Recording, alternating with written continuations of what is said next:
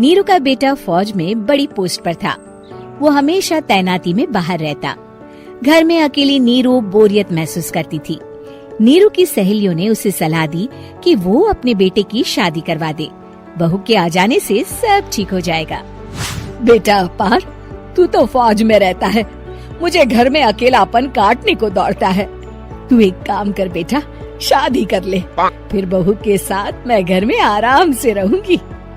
क्या माँ, मैं जब तक मेजर नहीं बन जाता शादी नहीं करूँगा। तुम कहीं घूमने जाया करो, लेकिन शादी की बात मत करो। इतना कहकर अपार वहाँ से चला जाता है, लेकिन जाते वक्त उसे माँ की भी चिंता रहती है।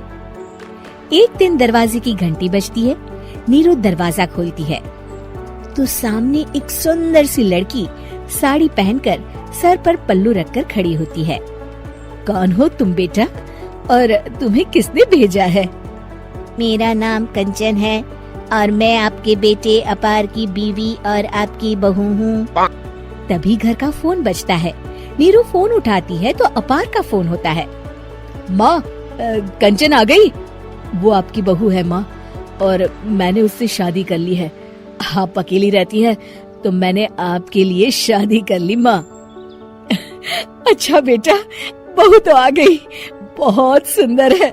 अब ना मैं आराम से घर में खुश रहूंगी।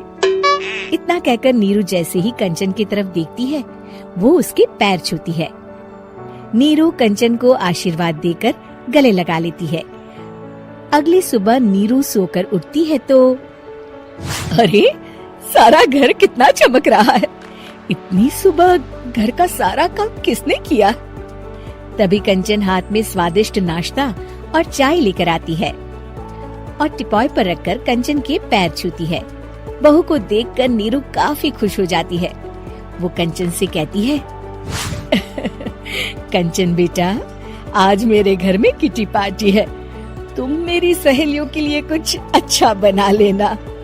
माँ, मुझे अच्छा बनाना नहीं आता, आप बता दीजिए, मैं बना दूंगी। अरे मैं भी तो नहीं जानती।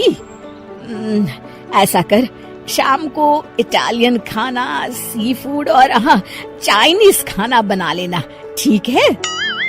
कंचन नीरू की बात सुनकर खुश हो जाती है।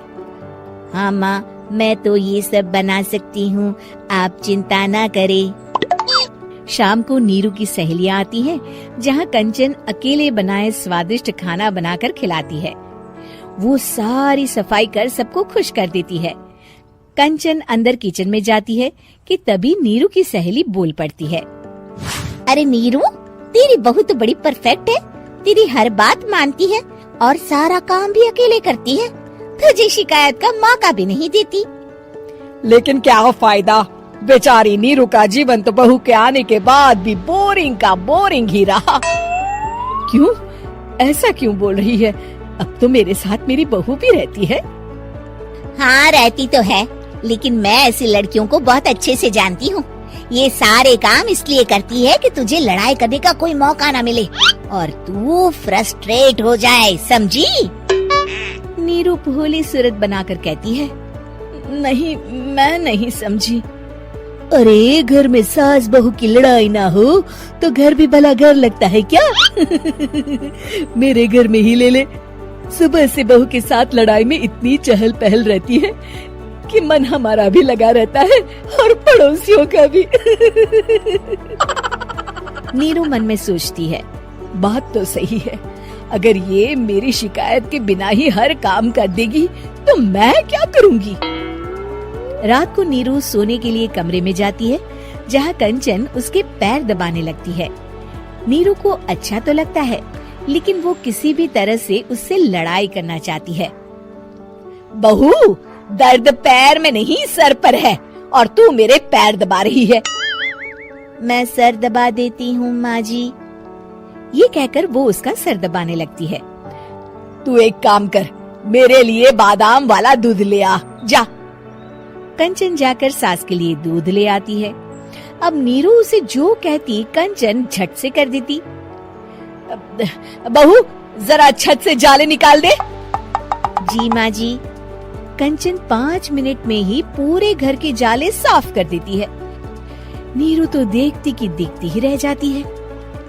कमाल है, ये तो हर काम कर रही है। तरस गई मैं तो इससे लड़ाई करने को। इतना कह के नीरू चली जाती है। नीरू को एक दिन कंचन पर इतना गुस्सा आता है कि वो सोच लेती है आज तो उससे लड़कर ही रहेगी।